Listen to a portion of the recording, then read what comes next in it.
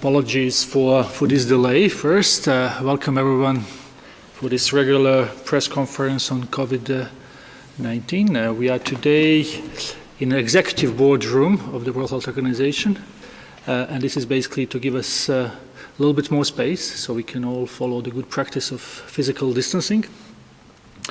We have our regular guest by now, Dr. Tedros, Director General, Dr. Maria Van Kerkhove, who is our technical lead for COVID-19 response, and Dr. Mike Ryan, Director of Emergencies. I understand that Dr. Tedros may leave at some point, but hopefully we will have questions for other guests. Before I give the floor to Dr. Tedros, just to remark that we had some issues, technical issues with sending media advisories.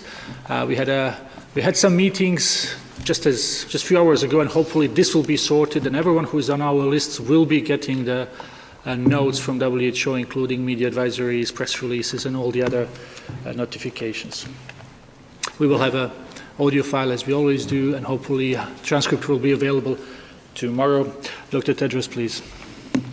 Thank you. Thank you, Tariq. And good morning and good afternoon, everybody. It's now more than a month since the last case of Ebola in DRC. If it stays that way, the outbreak will be declared over in less than a month's time. We would like to thank all our partners for their solidarity in staying the course in the service of the people of DRC, and my special appreciation especially to the government and people of the Democratic Republic of Congo. That same spirit of solidarity must be at the center of our efforts to defeat COVID-19. More than 200,000 cases of COVID-19 have been reported to WHO, and more than 8,000 people have lost their lives. And more than 80% of all cases are from two regions, the Western Pacific and Europe. We know that many countries now face escalating epidemics and are feeling overwhelmed. We hear you. We know the tremendous difficulties you face and the enormous burden you are under. We understand the heart-wrenching choices you are having to make. We understand that different countries and communities are in different situations with different levels of transmission. Every day, WHO is talking to ministers of health, heads of states, health workers, hospital managers, industry leaders, CEOs, and more to help them prepare and prioritize according to their specific situation. Don't assume your community won't be affected. Prepare as if it will be. Don't assume you won't be infected. Prepare as if you will be. But there is hope. There are many things that all countries can do. Physical distancing measures like canceling sporting events, concerts, and other large gatherings can help to slow transmission of the virus.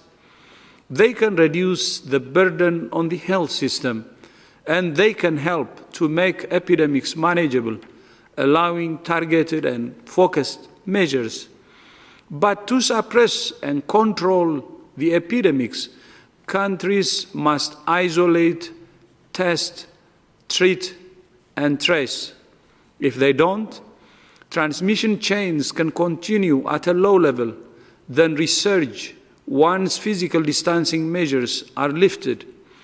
WHO continues to recommend that isolating, testing, and treating every suspected case and tracing every contact must be the backbone of the response in every country. This is the best hope of preventing widespread community transmission. Most countries with sporadic cases or clusters of cases are still in the position to do this. Many countries are listening to our call and finding solutions to increase their ability to implement the full package of measures that have turned the tide in several countries. But we know that some countries are experiencing intense epidemics with extensive community transmission.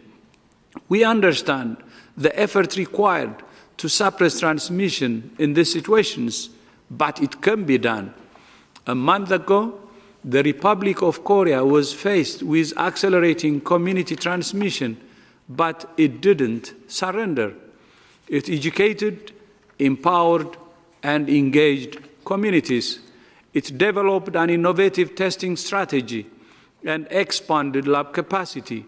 It rationed the use of masks.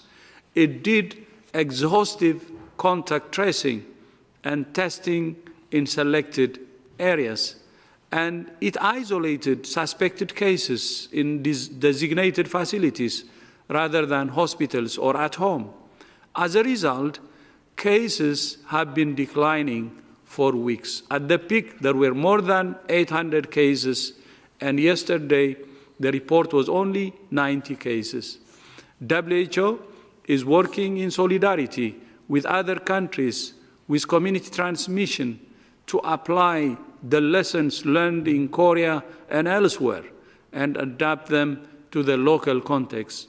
Likewise, WHO continues to recommend that wherever possible, confirmed mild cases should be isolated in health facilities where trained professionals can provide good medical care and prevent clinical progression and onward transmission.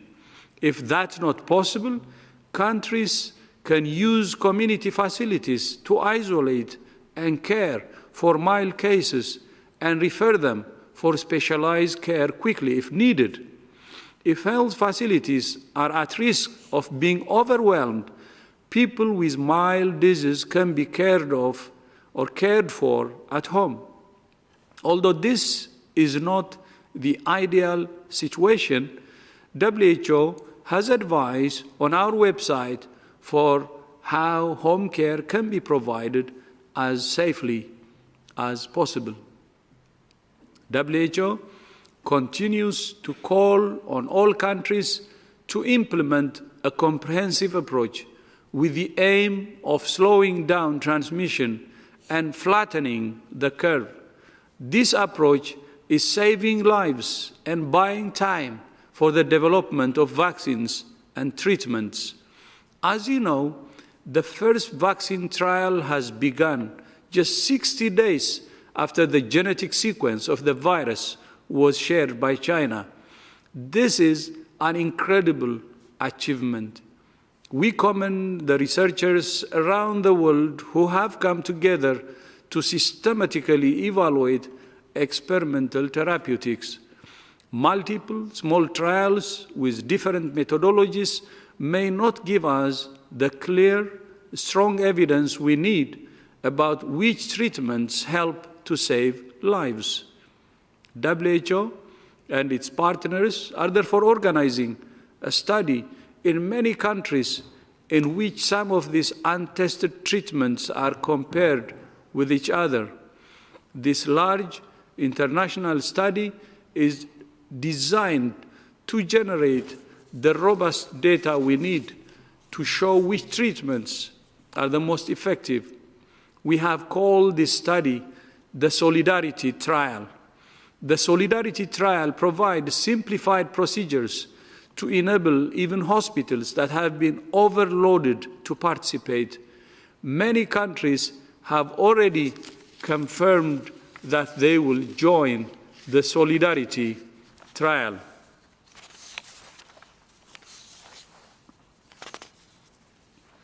And these countries are Argentina, Bahrain, Canada, France, Iran, Norway, South Africa, Spain, Switzerland, and Thailand. And I trust many more will join. I continue to be inspired by the many demonstrations of solidarity from all over the world.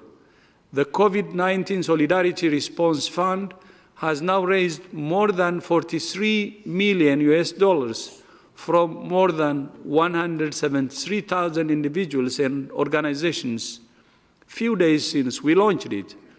I would especially like to thank FIFA for its contribution of $10 million US.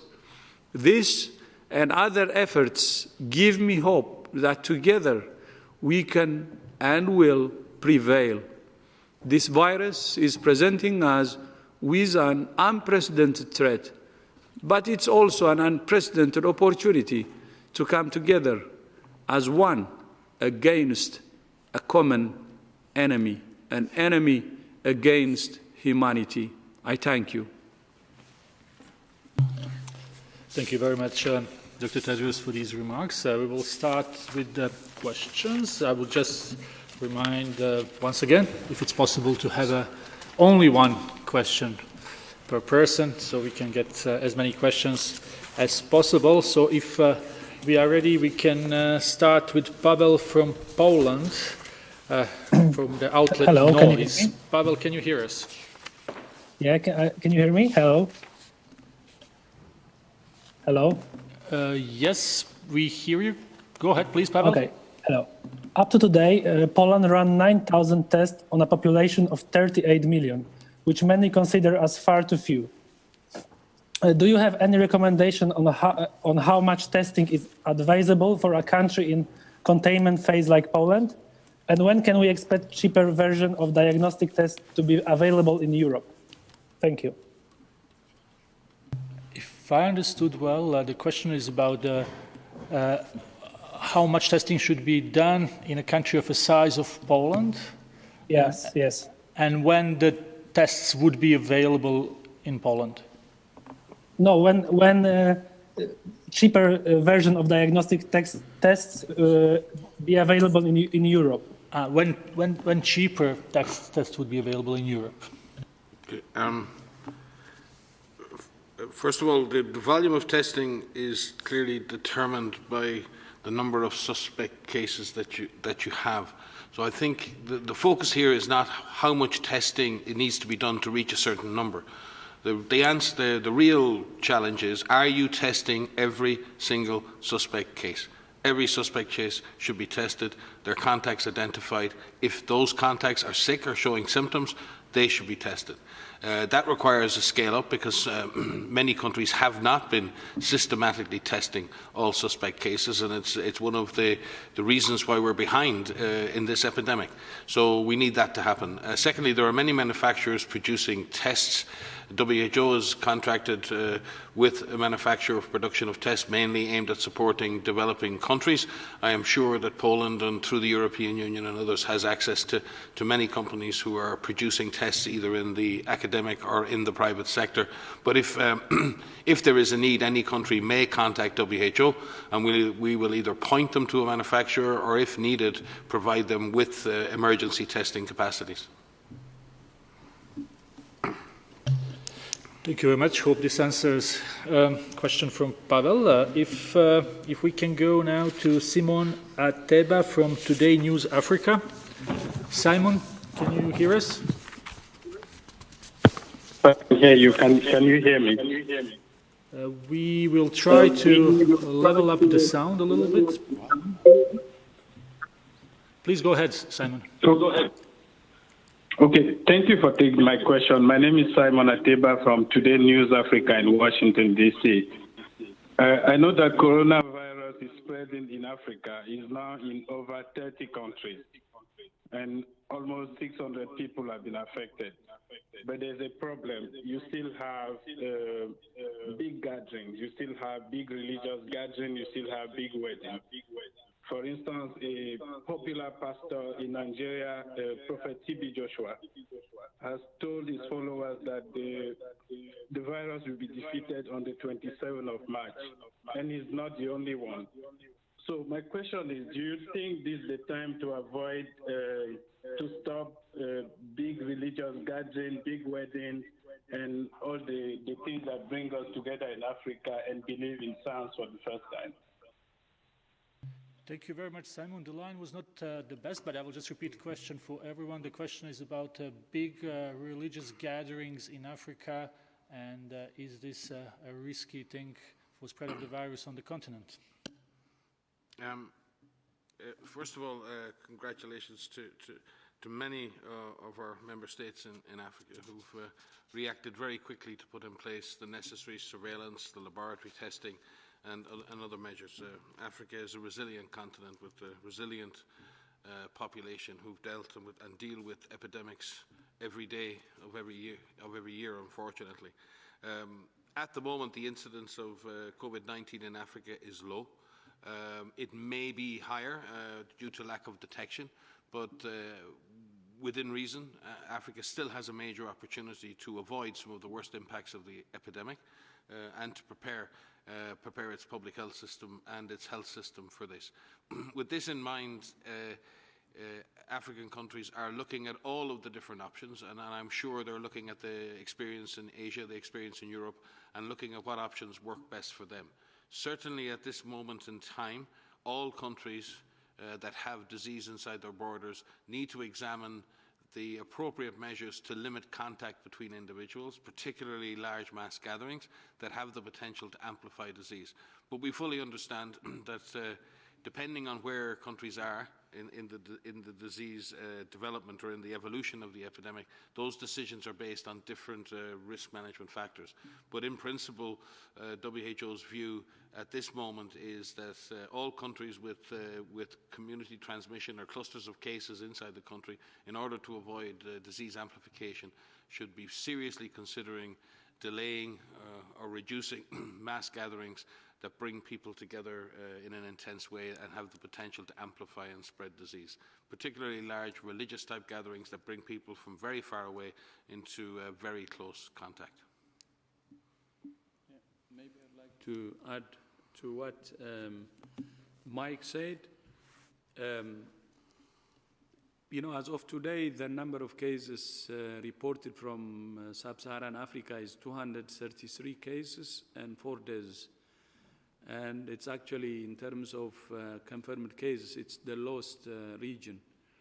But as Mike said, we cannot take this number as, you know, the amount of, or the number of cases we have in Africa. Probably we have undetected cases or unreported cases. But in addition to that, even if we take these 233 cases are true, we have to prepare for the worst. In other countries, we have seen how the virus actually accelerates after a certain tipping point. So the best advice for Africa is to prepare for the worst and prepare today. It's actually better, if these numbers are really true, to cut it from the bud. And that's why we're saying we have to do the testing, we have to do the contact tracing, we have to do the isolation, and cut it from the bud. And with regard to mass gathering and so on, it will help if we avoid that. And WHO's recommendation is actually mass gatherings should be avoided, and we should do all we can to cut it from the bud, expecting that the worst could happen, because we have seen how the virus really speeds up and accelerates in other continents or countries. So that's our advice, and I think Africa should wake up. My continent should wake up.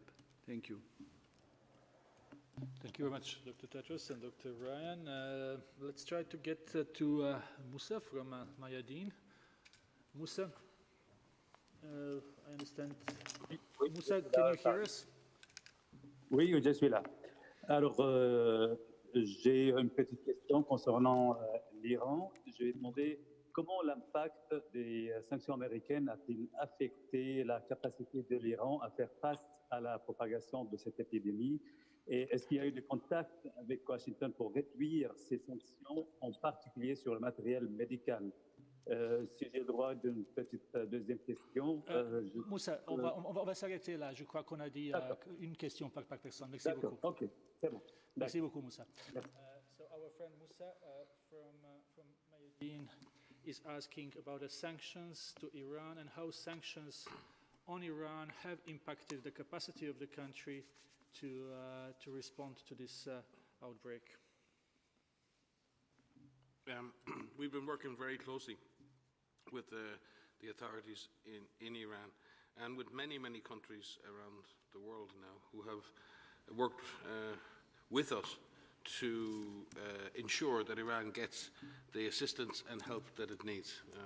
We've again said right the way through this epidemic that we want to avoid politicization of these events, and we thank those member states. And there are a wide range of member states from different political and different persuasions and ideologies who have agreed to act in solidarity together to support Iran's situation. And we're focused, as we have been, on providing lab supplies and reagents, in supplying PPE, and in ensuring that Iran has access to the markets it needs to do that. And we've been working at a very detailed level, not only through the sanctions, but through the banking system and others, to free up the necessary resources and to free up and provide the necessary assurances to companies and others that they can, with comfort and without fear of any consequence, supply Iran with essential medical equipment and supplies for the purposes of the control of COVID-19. The DG may wish to speak on some of his political engagements that have successfully ensured that this circumstance has come to pass. We are in solidarity with our brothers and sisters in Iran and all over the world, and will ensure that every citizen in every country has the opportunity to access global goods at this point in time. No, thank you very much. The only thing I would like to add to that is we're already in contact with senior officials from Iran. I had spoken to the Minister of Health yesterday, and also had a chance to speak to Secretary Pompeo yesterday. And we have underlined the need for solidarity. And I remind all of us of the statement that the United States, and especially Secretary Pompeo, issued some weeks ago. And we have discussed on how best that can be implemented. And as Mike said, some of the process, especially with banking and so on. But in emergency situations, the sanctions can be addressed. And this is already agreed from the U.S. side, and that's why we had the statement. And we hope that we will have the needed solidarity to fight this enemy together. At the same time, I would like to use this opportunity to thank the Crown Prince. He sent the second round of support to Iran the day before yesterday. 2 aircrafts chartered, shipping materials needed, and that's what we're calling for the whole world to. For the time, I think we're in the most important solution in fighting an enemy like this dangerous virus is solidarity. And we hope this spirit will continue. Thank you very much, and really sorry, Musa. We'll try to take your second question next time. And just to say that we all miss our Geneva press corps. So speaking about, let's go to Jamie. We miss Jamie as well. Jamie, please go ahead and ask your question. One question. Can you hear me, Derek? Yes, please go ahead. Okay, great. Hi, this is Jamie from Associated Press. We're wondering why might the death rates across Europe be so variable? Italy's death rate is at about 11%, and they will soon overtake Hubei province in terms of numbers of deaths, while other countries like Germany, France, Spain, and the UK have reported far lower death rates, closer to 1 to 2%.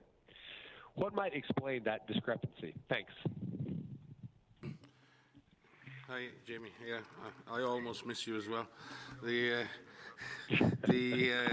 It's a good question, and there are a number of factors that might explain that. But certainly, one of them is testing. If you look at Germany, and we had some very good communication with Germany today. They've had a very aggressive testing process. They've tested and confirmed over 6,000 cases with just 13 deaths, but that may reflect the fact that they're really aggressive in their testing strategy. So the number of tests and the number of confirmed cases may be detecting more mild cases as a proportion of all cases. That's an important determination. The second issue is the evolution, or the time of evolution in the outbreak.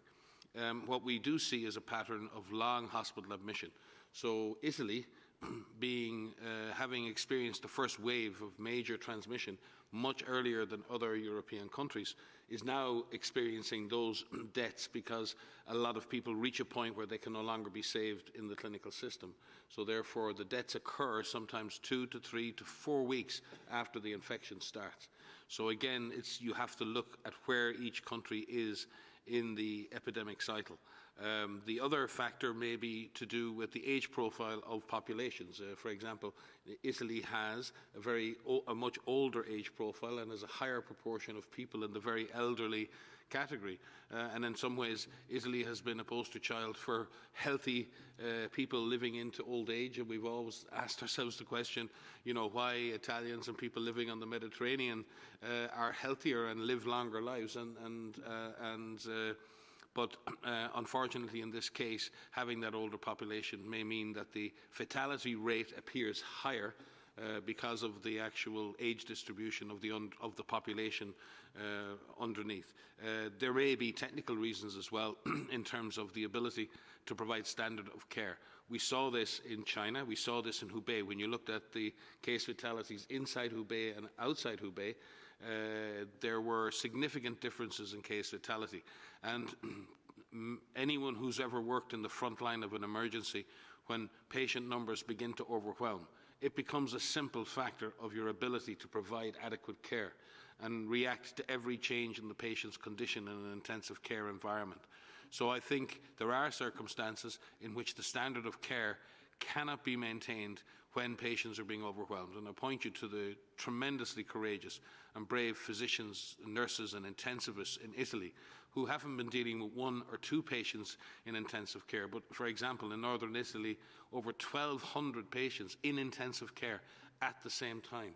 It's an astonishing number.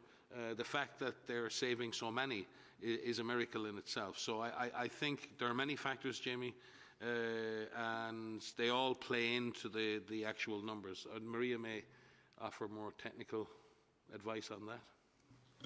The only thing to add is exactly where the virus is circulating in each country. And so you have to look at the demographics of where it is circulating. In Korea, we had these clusters, these very large clusters related to a church, and the age distribution of those cases were much younger than what we're seeing in northern Italy, for example. You may see outbreaks in long-term care facilities where the age is much higher. And so it's important where those clusters are occurring and where you're capturing your cases from. But we do need to be very careful when we look at mortality rates and we compare mortality rates. It's not right to compare them yet. What we need to do is find out why we're seeing differences and what that actually means in terms of our understanding of this virus and how it impacts different populations. We've said previously that we need to be very careful when we compare a calculation of the number of deaths over the number of cases that are reported per country. And Mike has outlined the reasons why that is difficult. But we have not seen the way this virus will behave in other vulnerable populations. We have not seen how this virus will behave if and when we see in vulnerable populations of high prevalence of HIV, for example, or malnutrition children, for example. And that's what we need to prepare for. So every death is significant regardless of where this takes place, and we need to ensure that all of the measures that we take are preventing transmission, because every step that we take there will prevent death. Supplement here on the issue of severity. If you look at the case series that have been produced and published from Korea, almost 20% of their deaths have occurred in people under 60. So the idea that this is purely a disease that causes death in older people, we need to be very, very careful with. And physicians, again, in Italy will attest to this, and in Korea. This isn't just a disease of the elderly. There is no question that younger, healthier people experience a much overall less severe disease, but a significant number of Otherwise, healthy adults can develop a more severe form of the disease. And that's why we need to be ever vigilant in ensuring that we observe everyone, even the mild cases, for any signs of clinical progression to a more serious disease. Thank you very much. We go for next question. That would be Diego from Brazil. Diego, can you hear us? Yes, I can. Can you hear me? Yes, please go ahead. Yes, there's been a lot of speculation about cases regarding children. So if you could please clarify what is the data right now about the symptoms on children and how fast they can spread, the virus can spread on children. Thank you, Diego. So I can start with that. So yes, we know that children are susceptible to infection. We know that children are infected with this virus. But in terms of the reporting of cases across a large number of countries now where we have data, the number of cases, of reported cases in children is lower than adults. We know that children can have develop disease, and the disease that they develop in terms of the signs and the symptoms are similar to what we're seeing in adults, which include fever, which include dry cough, which include fatigue and muscle pain. Overall, the majority of children that are infected will experience mild disease, but that is not universal. There's a recent study that came out in China that showed that a number of children have developed severe disease and critical disease, and in China, one child has died. And so what we need to prepare for is the possibility that children can also experience severe disease. But the evidence so far is that children have mild disease, and only one death reported in China so far. Thank you very much, Dr. Van Kerkhove. We will take one question from journalists who are, for some reason, unable to get on the line. So here's Camilla Hodgson from Financial Times asking, is there a shortage of tests and or test processing centers in Europe? Is that a reason that more testing isn't being done in countries like the United Kingdom? I think countries in Europe have been scaling up their capacity to do testing over the last number of weeks. There are different options for countries. One is, lab testing kits, which do a small number of tests per kit. The other are automated machines that allow you to test a number of samples at one time. And then there are high throughput machines that allow up to 5,000 samples to be processed per day. And many European countries are moving through to put in place those more high throughput mechanisms to be able to test more and more cases. So yes, I think there's a scale up going on in testing, but I don't believe that the ability to test has been the reason for the not testing. I don't think that's been the limitation. I think it comes down to what the strategy of an individual country is. If you're going to make an attempt to detect every suspect case and test every suspect case, then I believe countries in Europe do have the capacity to do that. The tough part is then when you get those cases, being able to identify contacts and follow those contacts and quarantine contacts. Then you need to leverage a much larger public health response that comes in behind that lab testing and allows you then to suppress the virus through those individual isolation mechanisms. Isolating individuals or quarantining contacts is about removing people who are potentially infectious from the community. What in balance with that and in line with that, social distancing or physical distancing measures in a sense ask everybody to separate themselves from everybody else on the basis that we're not quite sure where the virus is. A combination of those two allows you to really suppress the virus. If you really focus on individual measures to try and take people who are known to have the virus or could have the virus out of the general population for a period of time, and at the same time you create some physical separation at the population level, those two combined can be very effective at suppressing transmission of the virus. In order for that strategy to work, you must have the capacity to do more extensive lab testing as you really try to search for and identify all of those suspect cases. And countries are coming up with different strategies to meet the testing demands, and maybe Maria can explain a little more on what those strategies are.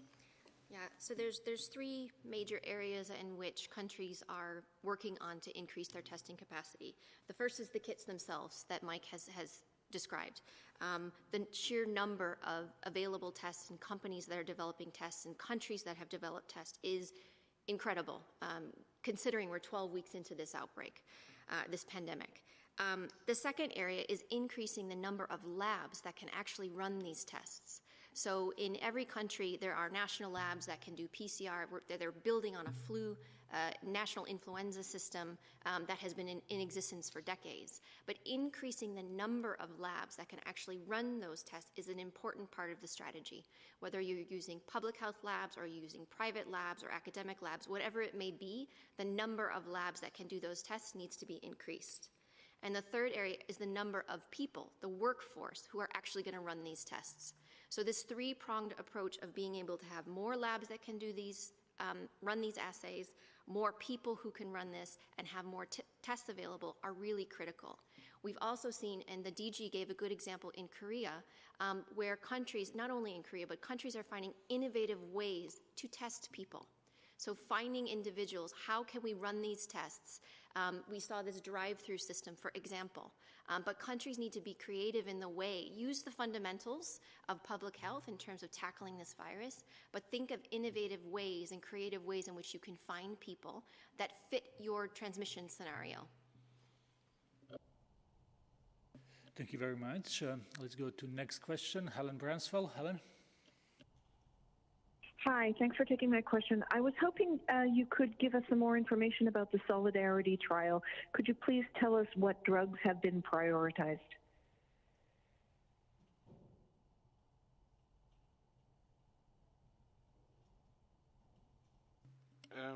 Hi, Helen. Anna Maria Henao Restrepo will join us to give you the specifics on the trial. But it's a multi-arm trial, and countries are able to choose between any one, I think, or more of 5 therapeutics that are currently being evaluated, but it may be more. So Anna Maria will speak to this and give you the detail. Good afternoon, Helen. It's an adaptive design. Initially, we have 5 arms. The first arm is the standard of care, the usual care that is provided to the patients in the country. The second arm is remdesivir. The third arm is lopinavir, rotinavir. The fourth arm is lopinavir, rotinavir with interferon beta. And the fifth arm includes chloroquine. The good thing about the trial is, as Mike indicated, that the randomization could be adjusted to the drugs available in each individual hospital over time. The other good thing about the adaptive design is that we can include additional arms or drop arms as our Global Data Safety Monitoring Committee advises we should do. Finally, Dr. Tedros mentioned that this is a very simple trial, and we think that it's very important that other research goes on that will contribute to our understanding of this disease, but this trial focuses on the key priority questions for public health. Does any of these drugs reduce the mortality? Does any of these drugs reduce the time a patient is in hospital? And whether or not the patients receiving any of the drugs needed ventilation or intensive care unit.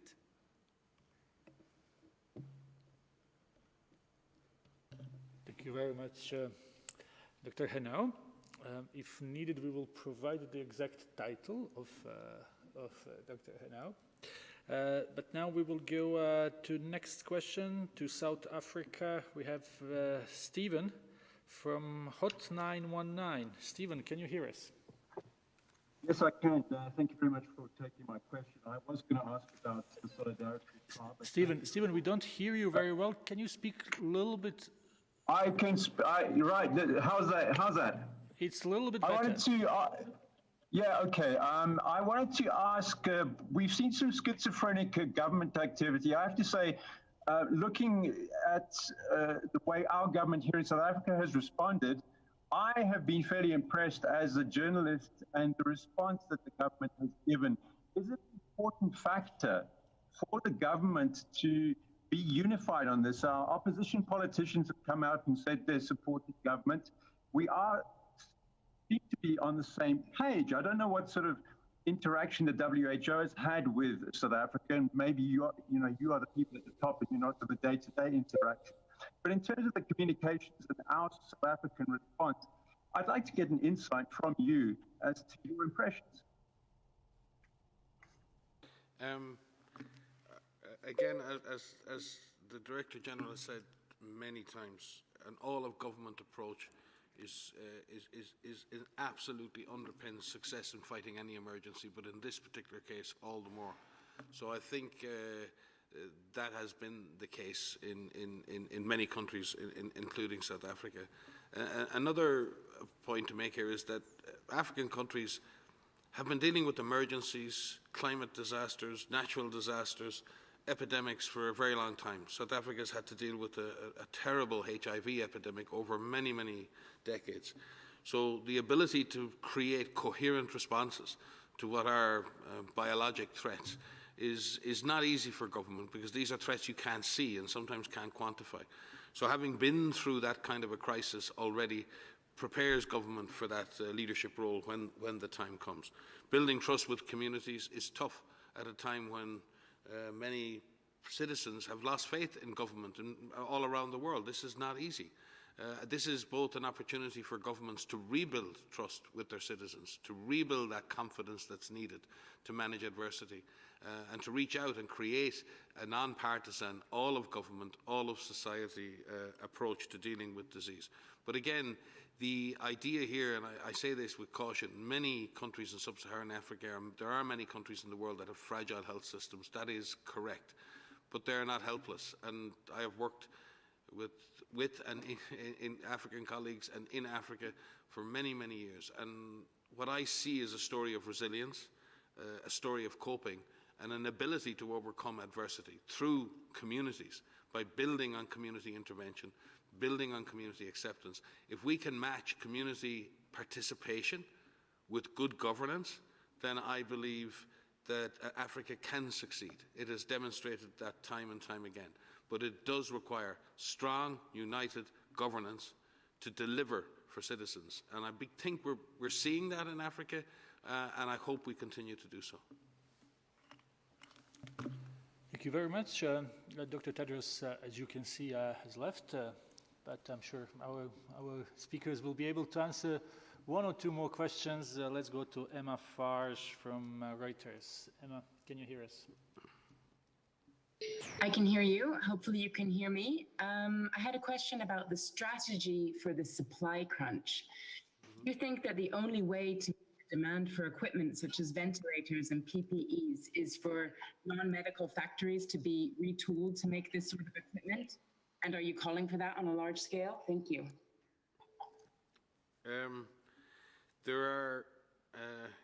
You are correct.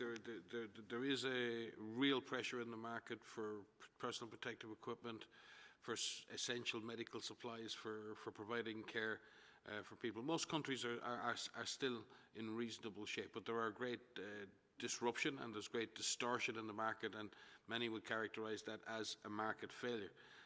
We're working very, very closely with governments, and in particular with our colleagues in the United Nations system, with the World Food Programme, who are working extremely closely with us. In fact, we have World Food Programme staff here with us, no better logistics organisation in the whole world in terms of supply chain management. We're working with UNICEF, we're working with other agencies in order to maximise our ability to access those materials on the global market. We also have some fantastic support from governments in trying to prioritise supplies for us so we can provide them to all countries the most basic needs, China being the lead in driving that approach of prioritising our supply chains in order to do that. There is a scramble on the market, and we do need order and discipline in that, and I do believe that institutions like the European Union and others are trying very hard to bring that order and coherence to the process of procurement and ordering and prioritisation. It's like any rush, and we've seen this in the supermarkets and the shops. If everybody rushes to to buy everything they think they need for the foreseeable future, then many people lose out. That is the same if it's toilet roll or if it's personal protective equipment. But, you know, we can afford maybe to run out of toilet roll, but health workers can't afford to run out of PPE. And it is a huge responsibility for governments around the world to ensure that not only their health workers, but all health workers have a fair opportunity to access PPE. That is a responsibility of industry, that is a responsibility of governments, that is a responsibility of the UN system. We're trying to do our bit, working very hard across the UN to make that an easy process for governments. Governments who wish to prioritise giving help to others can use WHO, use the UN platforms to do that. I know they're very busy and may not be able to do that themselves, but we would welcome any contributions, donations to an international system to supply PPE to those most in need, and in addition, other essential supplies like oxygen concentrators and the rest. In terms of, we've seen some positive moves. For example, some countries in Asia are really looking at self-production of PPE. And we do, again, look, and again, there are some companies around the world, part of our pandemic supply chain network, who are actively working to license their production capacities to local producers for masks, for PPE, in order to be able to produce that at local level. That's a fantastic development, to transfer technology, license that, so that local manufacturers can come into the game. Ventilators and other sophisticated equipment is another scale of production and another scale of safety and ISO standards that are needed to meet that. We have to be very, very careful in scaling up production of sophisticated technology like that. But countries like China and others have immense capacities for ramping up production, and we're working with them to see how that can be achieved, and with other large-scale producers of such equipment. Ria? Yeah, if I could supplement that. So in addition to everything that Mike said, it's important that every individual knows what their role is into ensuring that the supply that is needed is being used for in the most appropriate way. So what countries are doing in terms of what is their strategy for dealing with mild patients? What is their strategy for dealing with severe patients? Individuals need to know what their role is in terms of how they can prevent overburdening a health system. For example, if you're feeling unwell, you generally stay home. You don't rush to a healthcare facility. You contact either the hotline number that is available in your country, or you call your healthcare provider and you say, these are my symptoms, do I need to come in? And in most cases, you will not need to go in. You will not need. But if you do have the symptoms that we worry about for COVID-19, which include fever, which include dry cough, which include shortness of breath, then you will need to seek care. And so it's important that that process is in place in countries so people that they know where they can go and when they should go seek health care. It's about the rational use of masks.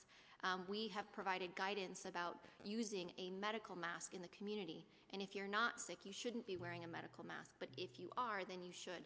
Those decisions that are being made on an individual level impact the global supply for all of these materials. So please know that each individual has a role to play in this global supply issue. Thank you very much. Next question will go to, and we will have two more questions and then we will let you go. Next question will be Kai Kupferschmidt, but before that, I just need to say what's Anna Maria title, because it has been asked. So Anna Maria Henao, and I will spell the name A-N-A, Maria as M-A-R-I-A, Henao as H-E-N-A-O, and Anna Maria is Unit Head for Research and Development Blueprint at Health Emergencies Program here at WHO. Kai Kupferschmidt. Harry, thanks for taking my question. So maybe if I can, just a really quick clarification from Anna Maria. So the fifth arm of the Solidarity trial is just chloroquine or chloroquine plus something else? And then the question I wanted to ask, you keep talking about testing, of course, and there's been a lot of discussion, but there also seems to be a problem with the supply of reagents for some of the testing kits. And I'm curious whether WHO is working on addressing that in some way, or whether you have some thoughts on that. Okay, you are a very good friend of WHO, but I have to enforce the policy of one question. So it was a question and a clarification. Okay, so Anna Maria, please. It's chloroquine alone. So we are going to test in some countries chloroquine and in some countries hydroxychloroquine, and we are looking into the equivalence between the two doses. And we have an independent expert panel who help us with the prioritization process, and this is how we arrived to this selection. Over. On the lab side, we might actually, Anna Maria, bring Mark to the table there. Mark Perkins leads our lab portfolio under Maria's coordination, and there are lots of questions being asked about lab supplies and all of that. And again, as Maria said, there are different manufacturers producing tests on different platforms, so there could be a shortage in one area and not in another. So it's very hard to do a global evaluation. We've seen, for example, on some of the high throughput systems in the last few weeks, they haven't run out of the testing reagents, they've actually run out of equipment and supplies to support the high throughput system. So it's very easy to extrapolate a single problem in a single testing system to the whole system. But I will let Mark speak for himself. Our thanks to Mark and the team, because they've worked really hard over the last number of weeks. And within days of this virus being sequenced, we were working with scientists and collaborating centres and with manufacturers to produce highly qualified, validated tests that have actually been distributed to 120 countries. They're operating at a very high level of quality and quality assurance, and we're very, very pleased at the way in which they have performed throughout the world over the last number of weeks. And we thank Mark, but we also thank all of those in the laboratory networks who've been working on this, all of the scientists, all of the manufacturers, all of the collaborating centres, and those who've worked to validate these tests in the fields. It's been a huge success and something that we are proud of, and we continue then to work with others to make sure that they're able to scale up at the same level. So Mark, maybe a word or two on some of the issues around reagents, supplies, assays, concerns around this. Yes, there have been shortages of some of the materials, some of the ancillary materials, as Mike mentioned, used in PCR reactions, which are the most common way to diagnose coronavirus. These are sometimes important chemistries that you can't find any place else other than a diagnostic manufacturer.